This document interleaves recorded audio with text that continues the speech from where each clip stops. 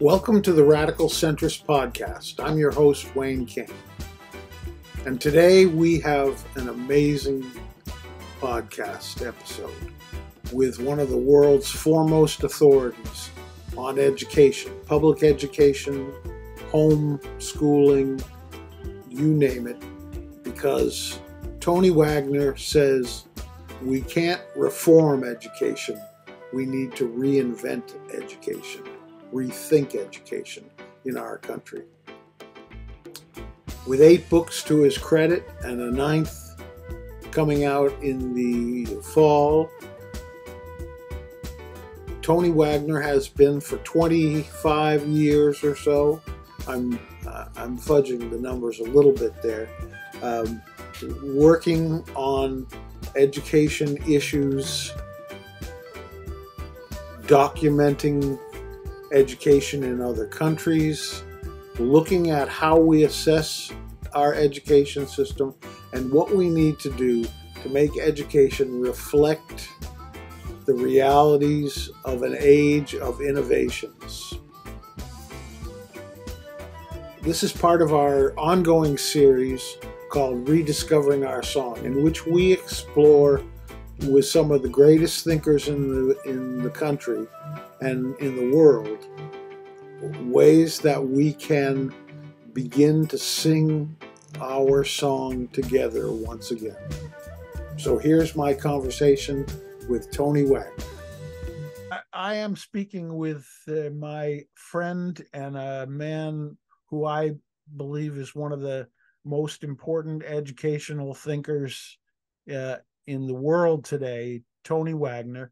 Tony, you know, normally when people Google you or look you up someplace, the first thing they see, of course, is that you are a Harvard-educated person.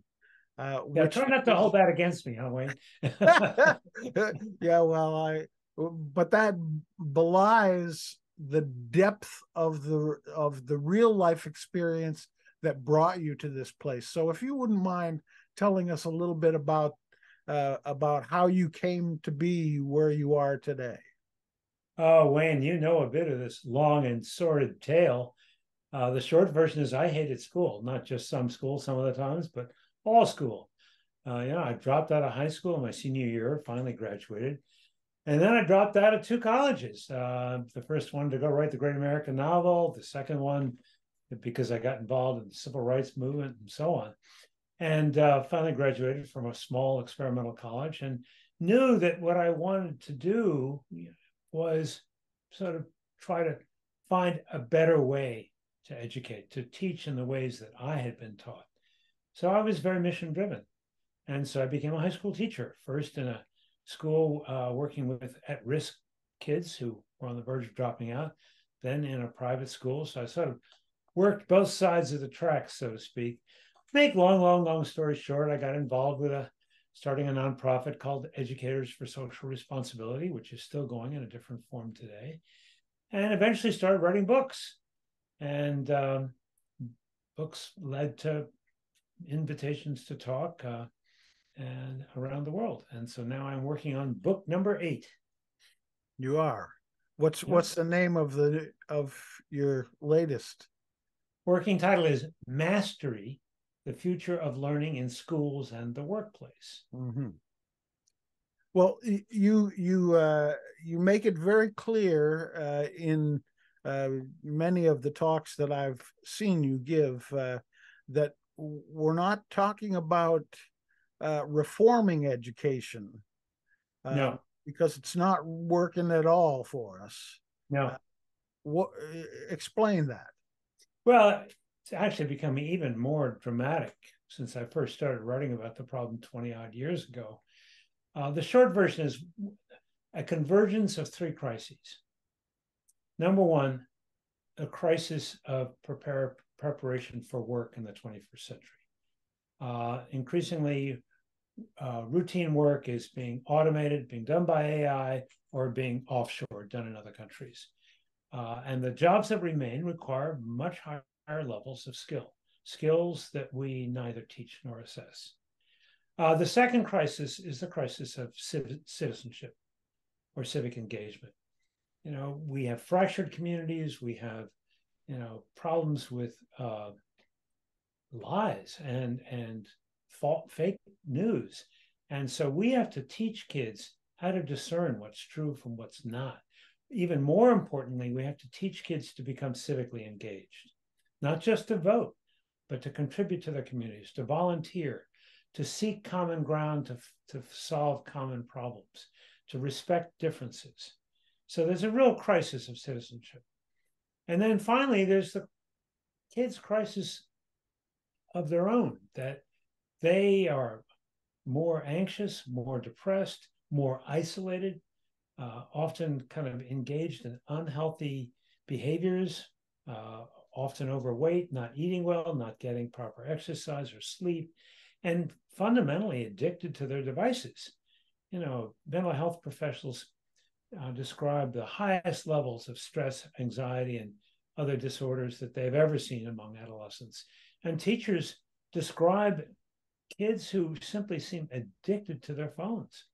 So I think these three crises converge and demand that we not only teach differently, but that we really fundamentally shift the focus of learning from merely acquiring academic content knowledge, which is the primary purpose of schooling today, to instead the purpose of schooling being to acquire the core knowledge, skills, and dispositions or character that are needed for productive work, civic engagement, personal health and well-being. So,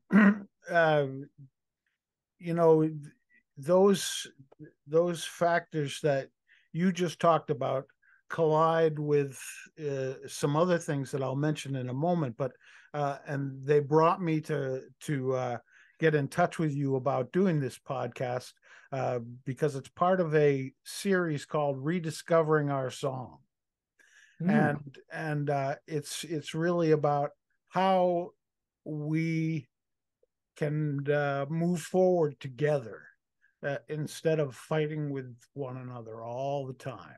And those crises that you've mentioned run headlong into another series of crises that we have right now, beginning with the just savage disparity of wealth in the country, and the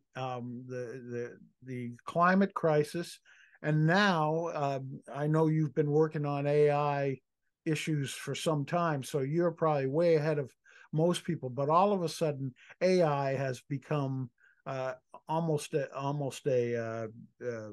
has become a matter of real trepidation for most Americans.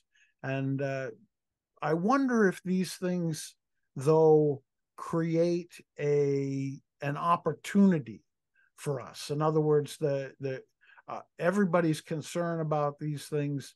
Can it be harnessed to somehow move us in a direction where education suits our environment and suits our civic needs and our economic needs? Well, I think that's a critical question right now. And I don't have any magic insight or expertise on this subject. I've been playing a lot with ChatGPT, but what first struck me was that when they gave ChatGPT 3.5 a series of tests, the advanced placement tests, the graduate record exam, the bar exam, things of that kind, it scored in that kind of B range. 6 months later, Wayne, they gave the same test to the next iteration of ChatGPT 4. In only 6 months, it had gone from B range, meaning pretty good scores, 80s, to knocking every one of those tests out of the park. A 5 out of 5 on every advanced placement exam, perfect scores on other kinds of exams. So it very basically raises the question, if ChatGPT can be quicker at sort of recall of facts and solving basic, simple problems, what are human beings for? What is our value added as a species? Right. What is it that we can uniquely do that AI, at least for the moment, cannot do. And so if we answer that question, then it focuses us, I think, on the qualities that we most need to develop, both in ourselves and in our kids, the qualities of compassion and empathy, the qualities of really being able to think critically, to deconstruct an argument, to create an argument, the capacity to work with others, often who are different from ourselves, to address some of the critical challenges that you've described. These are all, I think, uniquely human qualities, and there are many more. So if we really understand what AI is already doing and will likely do even more so in the near future, then we fundamentally must consider the question of how do we best develop the qualities that are unique to the human species. And as we do that, the question that keeps coming to my mind is, how do we actually make it happen? You've talked about having conversations, whether they're national maybe I need to ask whether we're talking about 50 statewide conversations about education, or that in conjunction with a national conversation. But it seems to me that national conversation and those conversations are critical to getting us to move beyond where we are, because you've been talking about these things for almost 20 or 30 years at this point, and we still aren't seeing the kind of movement that we should, based on what our needs are. Well, you're right. And I do think we need conversations at both levels, and it's already happening. Interestingly, even in a number of red states, Utah, South Dakota, and some other interesting states, Kentucky, there's a real conversation that's actually been prompted by employers saying our kids don't have skills. There's a lot AI can do on our assembly lines and so on, but we need kids with human qualities, and we need schools to focus on that. So it's prompted a very different conversation in a number of these states. And what that has often led to is a movement to create what people call a profile of a graduate. What do we need and want our high school graduates to be able to do? We can't do everything, Wayne. We have to prioritize. So what's most important? These are the conversations that are really happening in communities and states all over the country. And it's leading to some really exciting and important innovations, much more project-based learning, much more of an effort to have kids show what they know and not merely recite, to apply new knowledge. But at the same time, unless and until we change our national testing and accountability systems, these local efforts can only go so far, because ultimately what gets tested is what gets taught. And so long as we continue to rely on cheap, computer-scored, multiple choice, factual recall testing to assess and create accountability, that's the kind of teaching we're going to get. So we really need to move to a very different forms of assessment. What's the impact of what colleges and tech schools and all that are looking for on that process? Well, that is good news there too. The majority of colleges and universities today are test optional. They're not asking for your SATs or your ACTs or your advanced placement scores. And now, with the Supreme Court having thrown out affirmative action, they're going to be looking even more deeply for other, more qualitative measures of a person's character and their educability and their willingness and ability to participate and be a part of an academic community. So I think there's a lot of good news and a lot of kind of productive upheaval in the college admissions world right now. Although I actually I'm saddened by the loss of affirmative action, but I think if colleges, as they say they're doing, pivot more to issues of economic disadvantage. In other words, really looking carefully at the kids who've had difficult economic upbringings, who are disadvantaged in that way, as a different criteria. Ultimately, I think we may be better off. So while Harvard, for example, you probably saw the headlines this week. I mean, it's appalling to me that if you're in the top 0.1% of the income bracket, your family, you have a 2.5 times better chance of getting in than a kid with equal qualifications from a lower income bracket. Mm-hmm. So while Harvard theoretically had affirmative action, what did that mean? They were simply admitting very rich kids of different colors of skin, which, I'm sorry, is not the kind of affirmative action that's going to create genuine equality of opportunity in this country. Right. It's affirmative action for the wealthy and for legacy kids. Correct. Yeah. And that's true for an awful lot of colleges today, isn't it?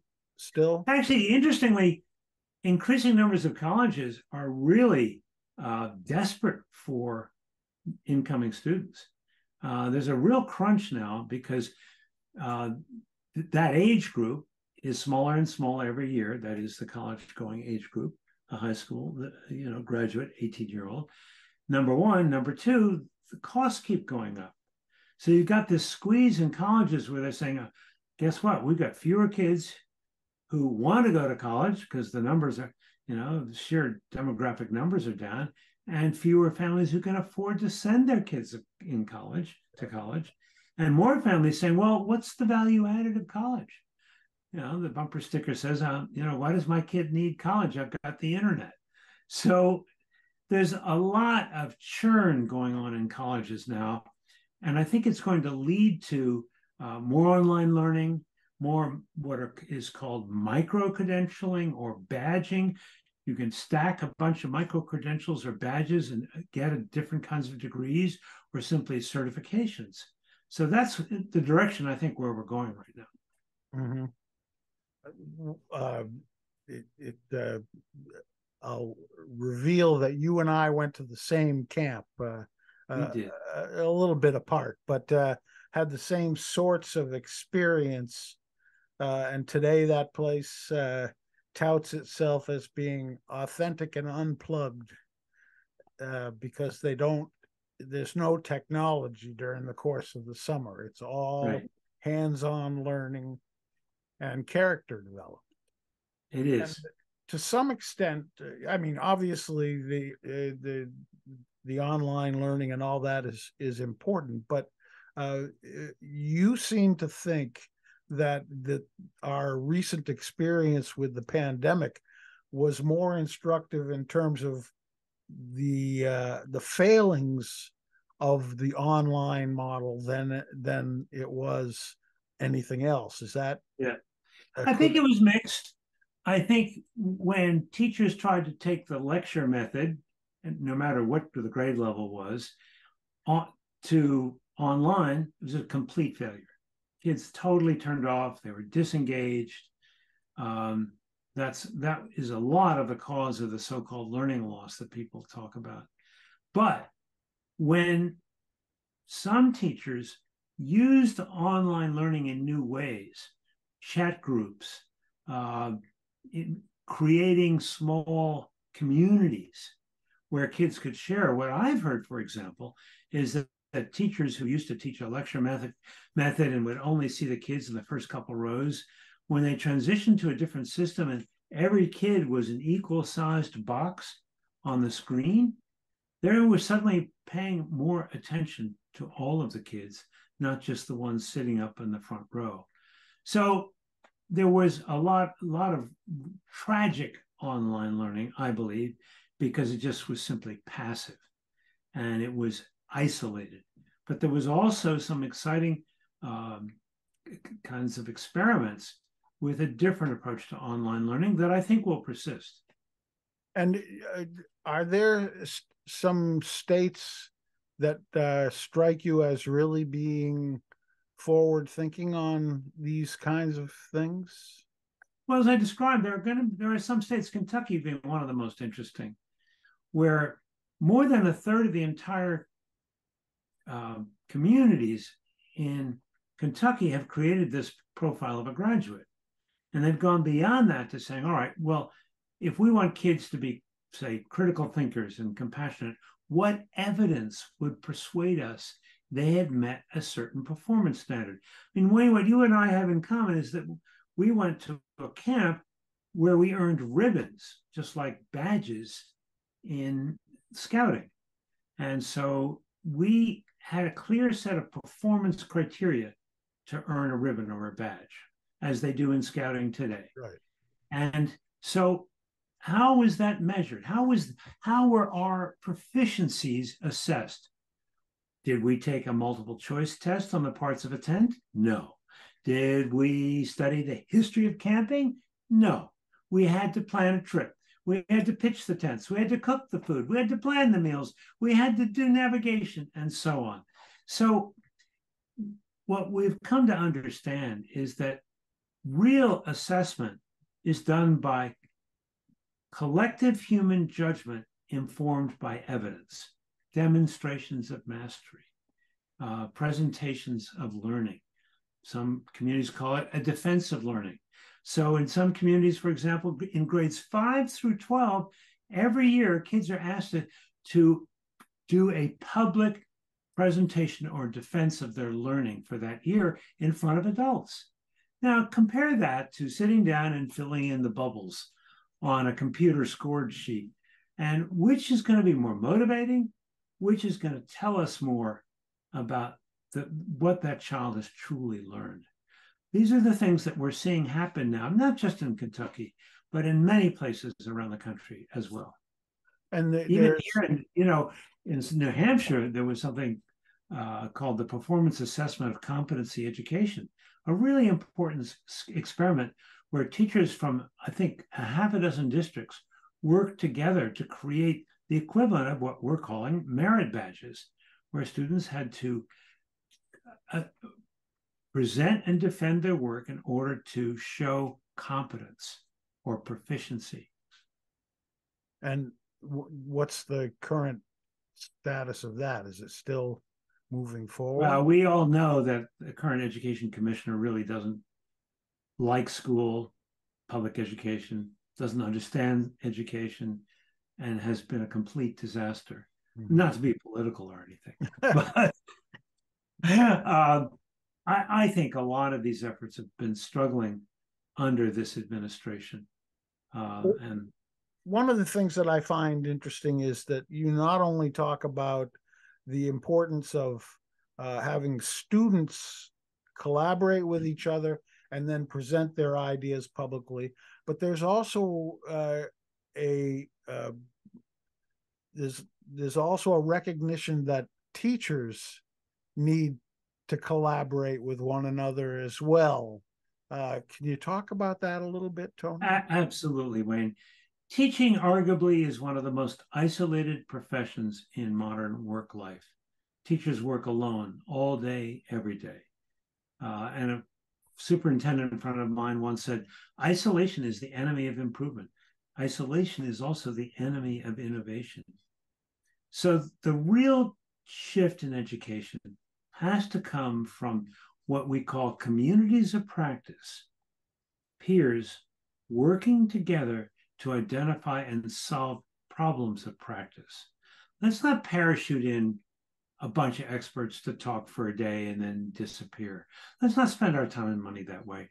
Let's instead give teachers the time they need and they want to work together to understand that the challenges that they face together in the classroom and to come up with better solutions. Now, I'm delving into ancient history here when I say that in 1994, when I was a candidate for governor, I had some pretty extraordinary people helping me with education policy. A man named Everett Barnes out of the Seacoast who ran RMC research. And yeah, I knew Everett. John True. Uh, uh, and we came up with a plan that essentially integrated high school, tech school, and colleges that encouraged the integration of those things, so that students could take college classes during their high school years. I don't know. I think it was maybe a little too far ahead of its time, but one of the big crises right now is the affordability of higher education, and also whether or not it's needed for a lot of kids, or as opposed to a tech school. Are there experiments being done where that kind of integration is taking place, or what? Happily, yes. I mean, you were way ahead of your time, but the idea has caught on. And one of the terms used is early college, high school. IBM, interestingly, funded and continues to fund a number of these in different cities around the country, where you start ninth grade, but you are concurrently working towards an associate's degree, a community college degree, all in high school.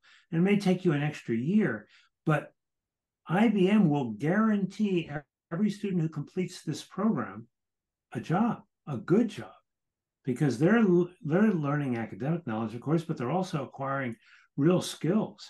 I think we do a serious injustice to our kids to tell them everybody has to go to college, everybody needs a 4-year education. Some of our most highly skilled technicians and craftspeople, whether they're plumbers or electricians or carpenters, are just extraordinary in their talent and earn a very good living. And so we really need to help kids understand they have meaningful choices that go beyond college. But having said that, I do think there's some element of a humanities education that we need to retain and make sure kids get this in high school and even in tech schools, where they really are exposed to ideas and understand kind of their civic responsibilities, and also learn more about how to take better care of themselves in terms of personal health and well-being. So some of the conventional outcomes of a traditional humanities education, I think, are important to reincorporate it back into technical schools and into high schools, because kids take English in high school, but they don't really learn anything about communicating effectively, thinking critically, or coming to understand other people through literature, empathizing. All of these things could be far differently emphasized to great advantage, I think, in high school. So what's the role of parents in this process, both in terms of advocating for change, but also in terms of just parenting? Oh, that's a great question. Educators cannot do this by themselves. There needs to be a covenant in every community, an agreement, a compact between educators and parents. The educator side of the covenant is we agree to attend every child, to ensure that every child has an equal chance to succeed, to attend to the data and information and get to know each child individually. But the parent side is equally important. The parent side should be, we agree to create a quiet space for children to do homework at night. We agree to limit screen time and to not allow kids to just go into their rooms and flip on their phones. So there's a partnership here that is critical. Beyond that, I think parents really have to work at understanding a changing world. Too often parents think, well, this schooling was good enough for me, it's good enough for my kid. The world has changed, Wayne. The world is profoundly different. And that's what a lot of these community conversations are about, is understanding how has the world changed since many of us went to high school, and what does that mean for what's most important for what our kids need to know and to be able to do. It's not the same. Do you think that the discussions around AI will help to precipitate that kind of thought process with families? I mean, I don't know. I think AI is a part of the puzzle, but I don't know that it will be the driver. I think it is a greater awareness of these three crises or challenges that must become the driver. Changes in the nature of work, and the new skills needed to get and keep a decent job, increased demands of active and informed citizenship, and a need to respond to the crises of kids today who are depressed, isolated, frequently overweight, and addicted to their devices. Those are the really big challenges parents and educators need to worry most about. AI is a part of the picture of the changing nature of work, also part of the picture of the increased challenges of civic life, right? Because of all of the false knowledge, false information that AI is going to be able to generate at an exponentially growth rate. Now, we think we've got a problem with fake news now and fake images. We ain't seen nothing yet, Wayne. right, right. Well, to me, that's a major concern moving forward. And I think you're going to see such a dramatic change in the nature and the kinds of work that are available. And so one would think that parents would quickly, not just parents, but business leaders would get the idea that it's a new world, and we've got our educational system has got to reflect that. And you talk a lot about mastery versus sort of the Carnegie seat time model. Can you talk about that a little bit? Sure. I mean, that's really a part of why our education system has become so obsolete. 100 years ago, we decided we were going to measure learning by units of time. So in high school, it's the Carnegie unit.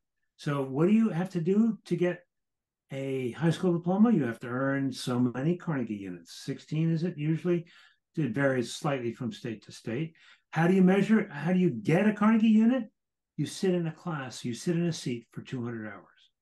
Same with so-called credit hours in high school, or even in continuing education in adult learning, Wayne. You want to get recertified as a massage therapist or a teacher or a nurse? You got to do continuing education, which means sitting in a class or sitting in front of a computer for X hours. Right. Well, where is the evidence there that someone is proficient at anything after having served their seat time?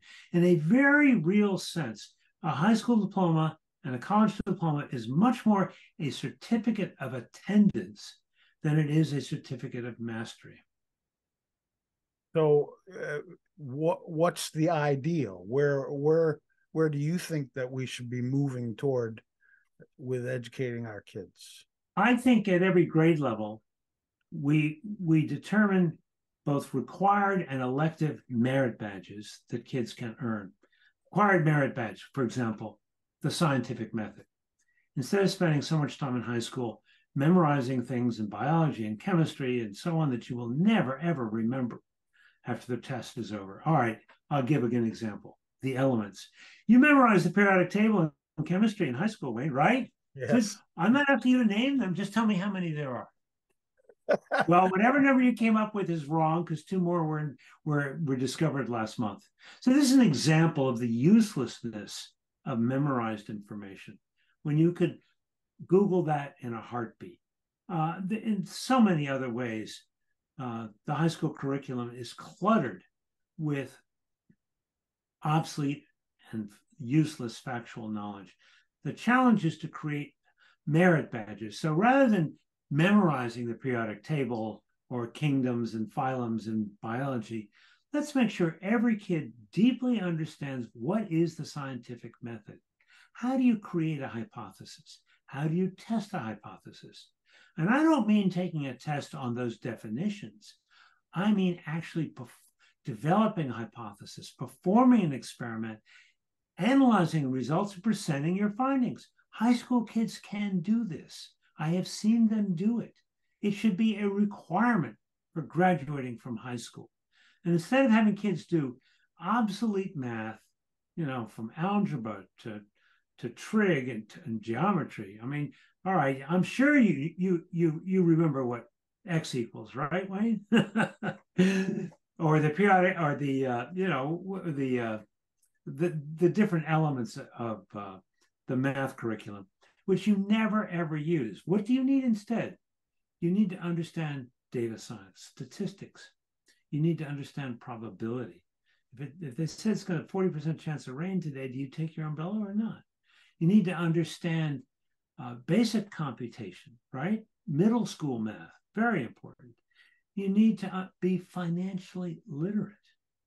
So these are the kinds of things that we can assess sort of individually as discrete skills and give that kids that ribbon or that merit badge when they've mastered that. Then we also need to provide wide varieties of elective merit badges, if you will, in social service, in work-based internships, where kids can choose their path, create the directions that they want for themselves. A huge element of all of this is personalizing learning. We want to develop a lifelong intrinsic motivation to learn. Yes, mastering basic academic knowledge matters. Mastering skills matters more. But what matters most is developing the intrinsic motivation to be a lifelong learner, to continuously acquire both new skills and new knowledge that's necessary throughout your life. So this idea of mastery, where do people go to learn a little more about that so that they can? Well, I'm on the board of something called the Mastery Transcript Consortium, mastery.org. And this is a national and even international consortium of schools that are developing a completely different kind of mastery-based high school transcript. Think of it as a transcript that is a collection of merit badges, some elective, some required. And you get it electronically as a one-page summary, but then when you click on, say, the communications merit badge, it takes you straight into the student's digital portfolio where you see what work the student actually accomplished in order to earn that merit badge. So this is the direction we're moving with the Mastery Transcript Consortium, which I think is an incredibly important new effort. And by the way, more than 300 colleges and universities, from University of California to Harvard, have accepted these new transcripts without grades, without test scores. So students who have gone through a program where they are, I don't want to say graded, where it's a mastery type program, can apply to a school like Harvard and be. Yep. That's right. And is there a published? Is there somewhere the information is published about what schools are providing for that, or? Well, you do get a list of the schools and school districts that are involved on the Mastery website, and you can sort of explore for yourselves. But also just Google mastery-based learning, competent. It's also called competency-based education.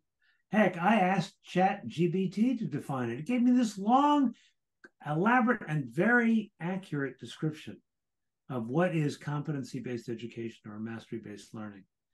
And there are more and more articles being published about it. And our book, the one I mentioned at the beginning of this podcast, will be out next year. Mm-hmm. Well, one of the things that sort of struck me as profoundly sad when you were talking about the importance of research and development to continue to move us forward was that John Dewey's education lab at the University of Chicago is no more.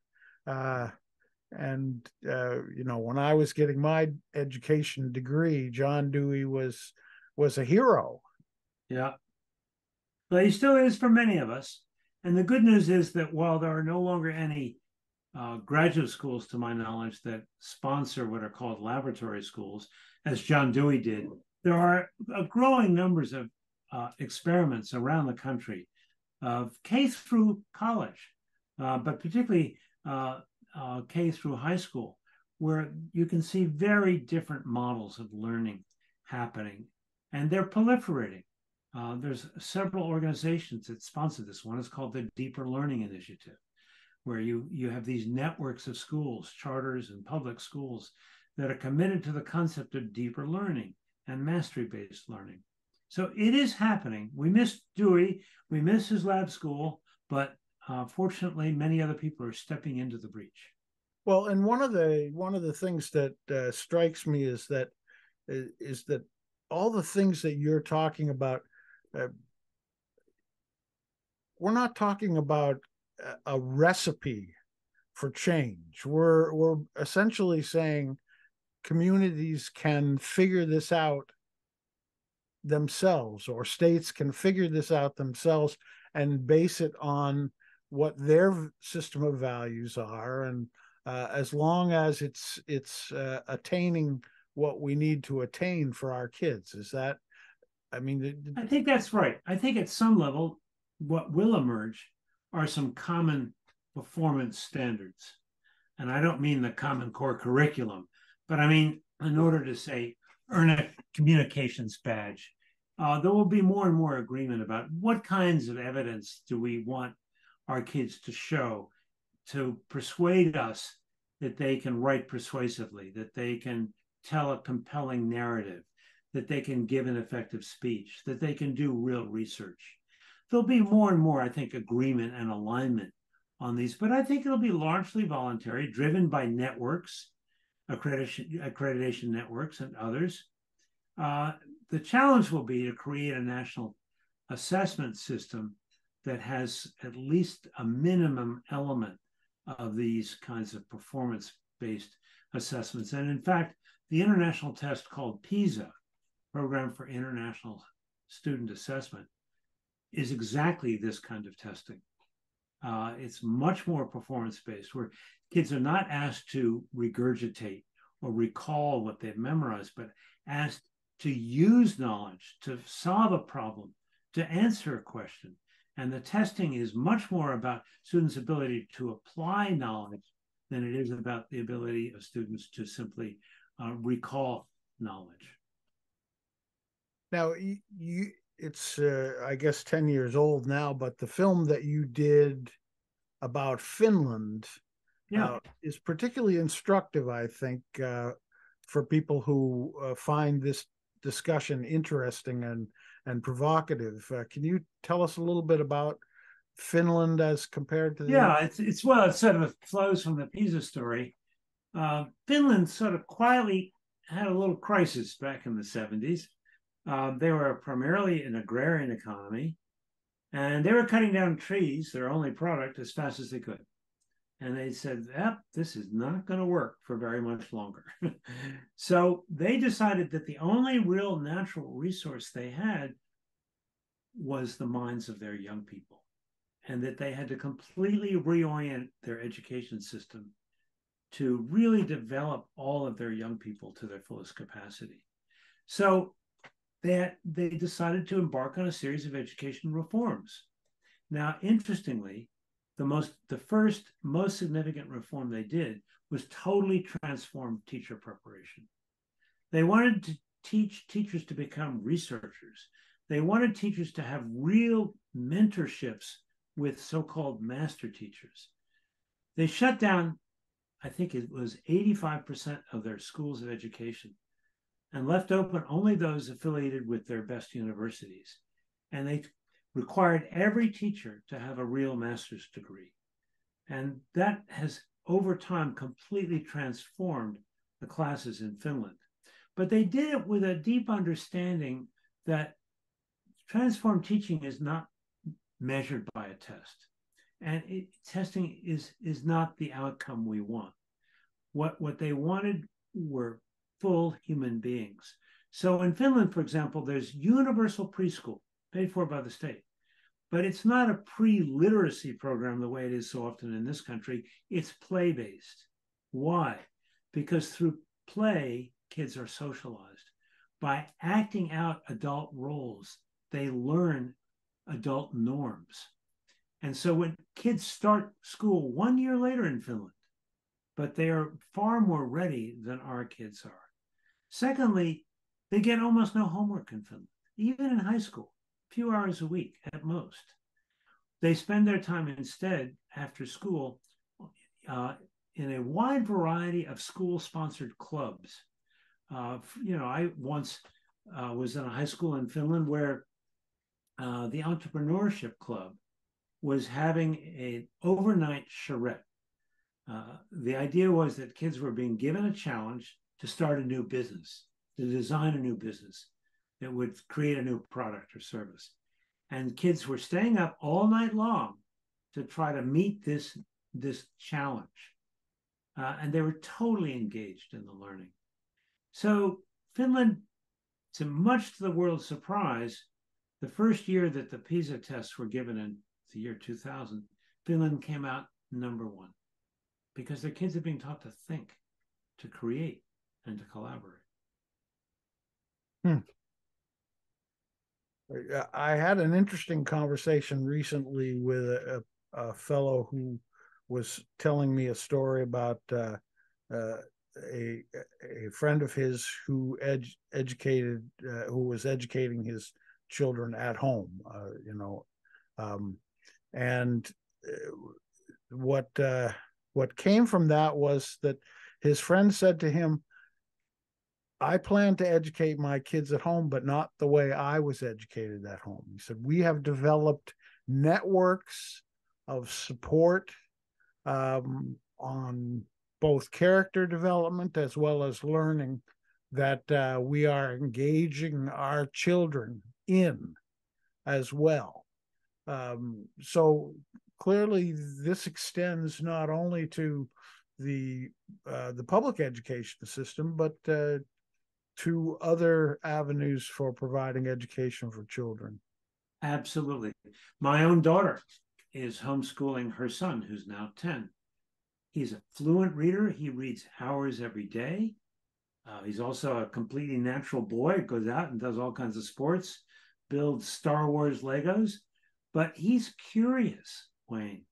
My daughter went on a sabbatical with her mate, and they were in Europe. And so my grandson learned all about Greece and wanted to go to Greece. And the family story goes, they were in Greece visiting, and they would have a tour guide. And my 10-year-old son would sometimes, politely, I hope, correct the tour guide when they got something wrong about the ancient Greek gods, which he had studied. So, yes, schooling does not always equal learning. And there are, as you say, new ways of engaging kids in learning that don't require attending classes. And I guess that, to bring it back to the sort of theme of this series is that rediscovering our song not only means rediscovering a sense of community, but also a sense of curiosity and somehow figuring out how we inculcate that into our educational system better. I could not agree more. The average 5-year-old asks 100 questions a day. We are born curious, creative, imaginative. That is the human DNA. So a 5-year-old asks all these questions, but then something happens. We call it school. Because the longer kids are in school, the fewer questions they ask. The more they cram themselves with answers, and the less curious they become. When curiosity is a muscle, the more you exercise it, the stronger it becomes. The more you ignore it, the more it's going to atrophy. So one of the pieces of advice I give to every parent and every teacher is have your students or your child keep a question journal. Have them write down the questions or concerns they have as they go through their day. And then every once in a while, sit down with a child and have them circle the question, the concern, the problem that really interests them, and give them the time and space and resources they need to research that question, to explore that concern or that problem, and then give them an opportunity to share what they've learned. make curiosity a kind of social function and something that is a given, in every home and in every classroom. Tony Wagner, thank you so much for taking the time to speak with me about this. I will make sure that I put information about all your different books. I'm working my way through them, but I have to say that I haven't been as inspired on the issue of education in a very long time.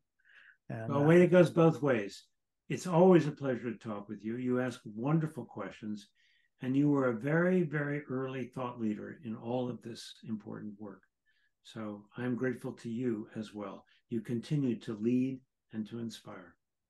Thank you, Tony. Nice to talk with you. Likewise, my friend. Go well. Bye-bye.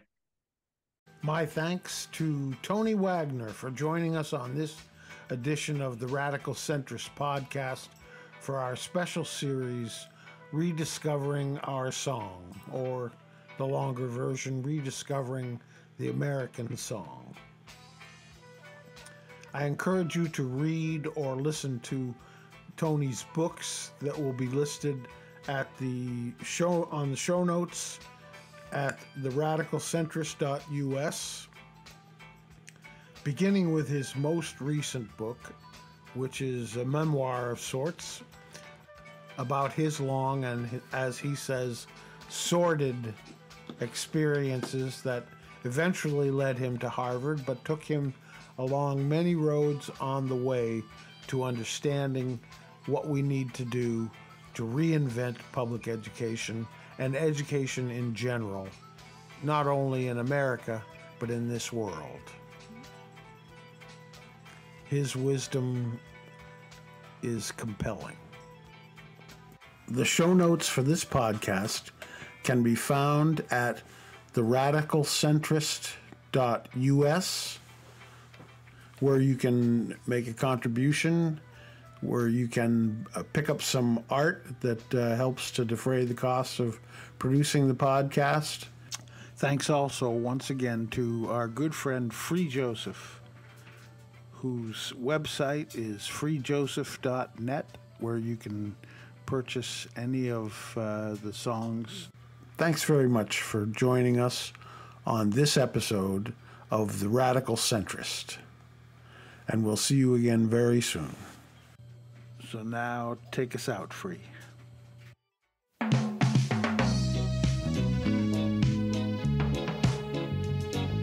This song is dedicated to the people of the world and all its inhabitants. We've got to learn to live together with some understanding and care for each other. Let's go the extra mile and do it with a smile. Said if it's true, tell me why we cannot try. Tell me why